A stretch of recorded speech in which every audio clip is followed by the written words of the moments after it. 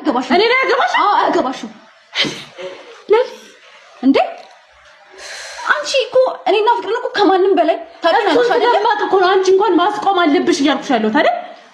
አልገባሽም። አንቺ ስለማይገባሽ ነው። በቃ አይገባሽም። ሲጀምር አይገባሽም። በቃ ስለገባኝማ ቁጭ ብዬ እያወራሁሽ ያለሁት አይደል? በቃ አይገባሽም ሳይሆን ከዚህ በኋላ ምንሽ አያገባሽም ነው የምልሽ። ውጭ በቃ እንጂ አያገባሽም። አዎ አያገባሽም። እሺ በቃ ስላንቺ አያገባኝም። ስለ ፍቅር ግን ያገባኛል። እሺ አሃ እኔ ግን አያገባኝም። አያገባሽም። ልጄን ህይወቴን በረከቴን ጥለህ የትም ወስደህብኝ የት አባክ ልታመልጠኝ ነው? የት ነው የወሰድከው? ልጄን አምጣ! ልጄን አምጣ! ወደ ቤት ለመግባት ግዴታ አንተ ማስፈቀድ አለብን እንዴ? አባቱ የት ነው ያለው? ወይ አንቺ ምን ልትሰሪ መጣሽ? ወንድ ልጅ የፈለገ ቢወድሽ ከእናቱ በላይ አይወድሽ። ብር ነው ችግርሽ። ቆይ እኔ እናንተ ከዚህ በኋላ በዚህ ሁኔታ ነው የምንቀጥለው? አይ በሚስት ይኮራል እንጂ ይታፈራል እንዴ?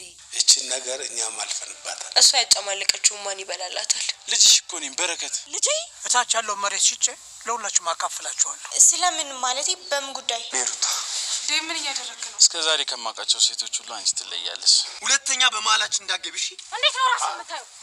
ጋሽ ይኸው ተደራጅተው ነው የመጡት። አይለቁንም። ሰብበት ጋሽ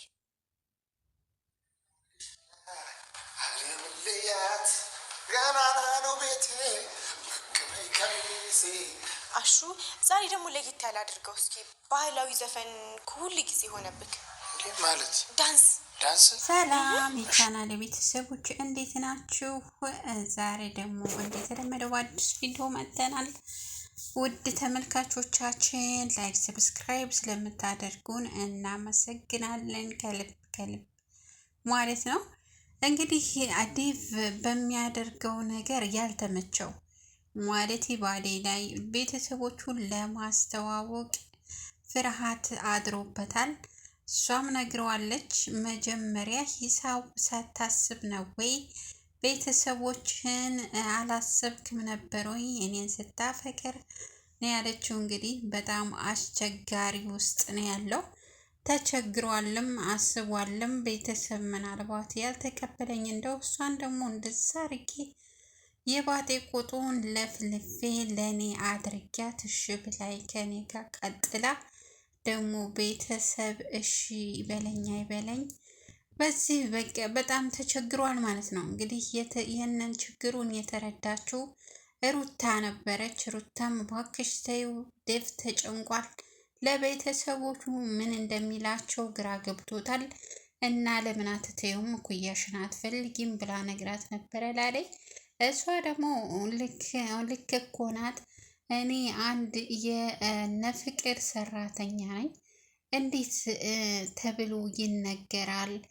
ለቤተሰቦቹ ልመጥንም ላልመጥንም እችላለሁ። ሊቀበሉኝም ላይቀበሉኝም ይችላሉ። ስለዚህ ከሱ መሸሽ አለብኝ ብላ ነበረ። እንግዲህ እቅዷ መልሷታል።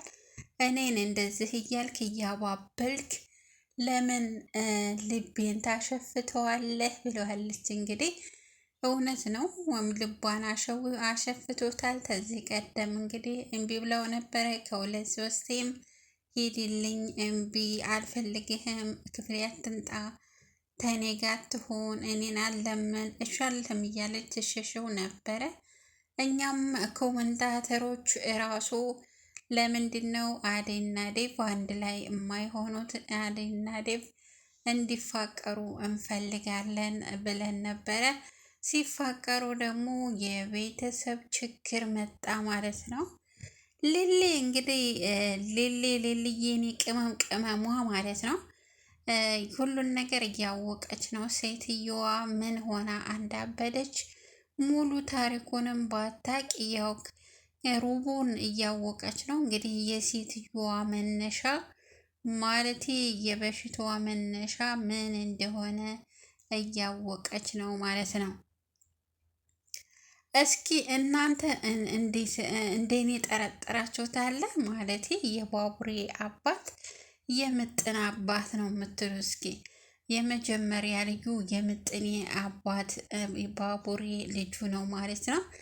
እኔ እንዳየው እንዳልኩት እንደተገነዘብኩት ሴትየዋ በጣም ኃይለኛ ቀበጥ ስለነበረኝ ይመስለኛል እንግዲህ ከልጅነቷ በዛን ጊዜ ይሄ ሰውዬ ያገኛታል፣ ያገባታል፣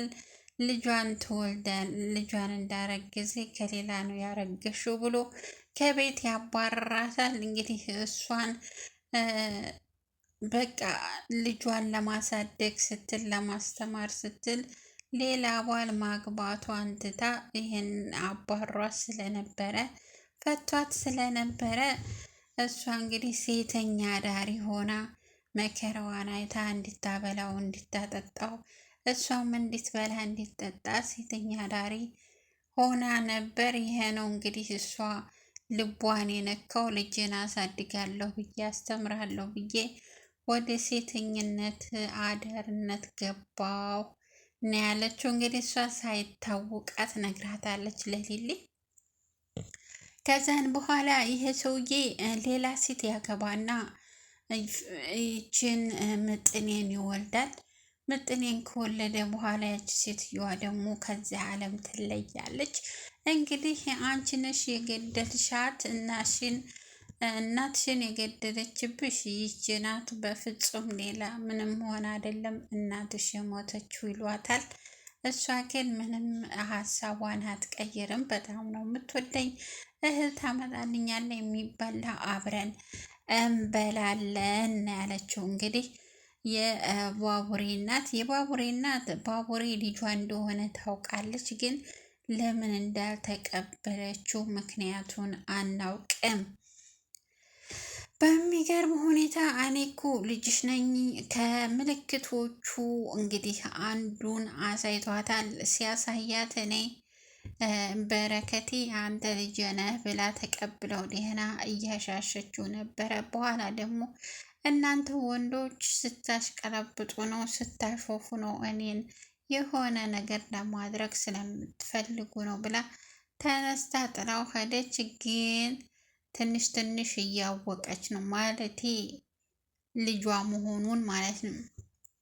እንግዲህ ሰውየውም አንዳንድ ጊዜ የልብ ድክመት አለበት። ኧረ አባቴ እንዴት ሆንክ? ደህና ነህ ሆይ? እንዴት ነህ ብላ እንኳን ልጁ አልደወለችለትም እስካሁን ድረስ። መደወል ነበረባት። ቢያንስ እንኳን ለሱ ባደውል ለናዴ ደውላ አባቴ እንዴት ነው ማለት ነበረባት። እስካሁን ድረስ ምንም ያለችው ነገር የለም። እንደውም ገጠር ሆና አለልኝን አንጠባጥብሃለሁ እያለች እያባረረች ነው ማለት ነው። እንዴት በሰው ቄ መጥተህ ደግሞ ልደባደብ ትላለህ ስትለው አይ መደባደብ ሳይሆን እኔ ከአንቺ ጋር እንግዲህ ምንም ማድረግ አልችልም ብሏል ምጥኔ እና ኪንጎ አዴ እናት ፊት እኔ እኮ አፈቅረዋለሁ እወደዋለሁ፣ በገጠር ልምድ የለም፣ ምናልባት ልታፈሩ ትችላላችሁ አለች። ኧረ እኔም እወድሻለሁ አላለም ኪንጎ እኔም እወድሻለሁ እኮ እኔ አፈቅርሻለሁ አላለም። ልንገርብህ እንደ ስላዴ ላዴ ያለህን ፍቅር ፎንቃ ልንገርብህ እንደ ስትይ ኧረ እኔም እወድሻለሁ አለና ቁጭ አለ ማለት ነው። እናትየው የፍቅር እናት እንግዲህ አደይ ከዛ ቤት ስትወጣ ሮማን ገብታለች። ሮማን እየሰራች ነው። ልክ ሮማንን ደግሞ ልክ እንዳዴ እያረገቻት ነው ፍቅር ያው እንግዲህ ጸባዋ መቼም አይገዛም፣ መቼም አይለወጥም። ሊያውም ደግሞ እናቷ ስላለች ተበፊቱ አደብ ገዝታለች ማለት ነው። እኔ ይቺ የገጠሯ ልጅ እንዴት እንደምታምር ታምረኛለች። ልክ እንደው የከተማ ናት፣ ግን እንደ ገጠሩ መታችኋል እንዴ? ደህና አይደለም እንዴ? ተሳድሃል እንዴ? እንዴ እያለች በዴ ጨረሰችው ማለት ነው።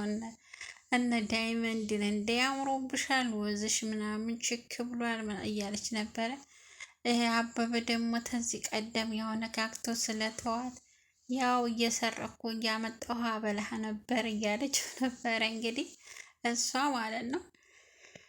በጣም ቆንጆ ናት፣ ታምራለች። ሊሊም እንግዲህ በጣም ተክዛለች፣ ግን ፍንጭ አግኝታለች።